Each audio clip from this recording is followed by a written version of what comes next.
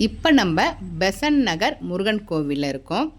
இங்கே 6 படை முருகனையும் ஒரே இடத்துல வழிபடுற மாதிரி அமைக்கப்பட்டிருக்கு. தனித்தனியாக நம்ம ஒவ்வொரு கோவிலாக போய் 6 படை முருகனையும் தரிசனம் செய்வோம். பெசன்ட் நகரில் ஒரே இடத்துலையே தரிசனம் செய்கிறோம்.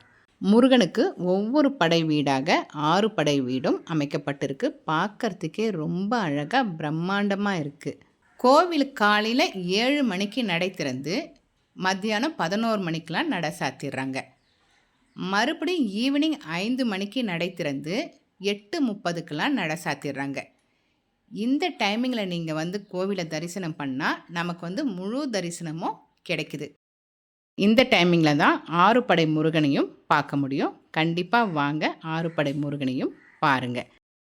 நம்ம பெசன்ட் நகர் பீச்சு பக்கத்தில் 4 இடத்த நம்ம பார்க்கலாம். பெசன்ட் நகர் பீச், வேளாங்கண்ணி மாதா கோவில், அஷ்டலக்ஷ்மி கோவில், 6 படை வீடு, முருகன் கோவில். ஒவ்வொரு வீடியோவும் தனித்தனியாக போட்டிருக்கேன். நம்ம சேனலில் போய் பாருங்கள். இந்த வீடியோ உங்களுக்கு பிடிச்சிருந்தால் லைக் பண்ணுங்கள், ஷேர் பண்ணுங்கள், மறக்காமல் சப்ஸ்கிரைப் பண்ணுங்கள்.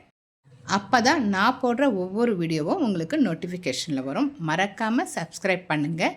6 படை முருகனையும் தரிசனம் பண்ணுங்கள். தேங்க்யூ.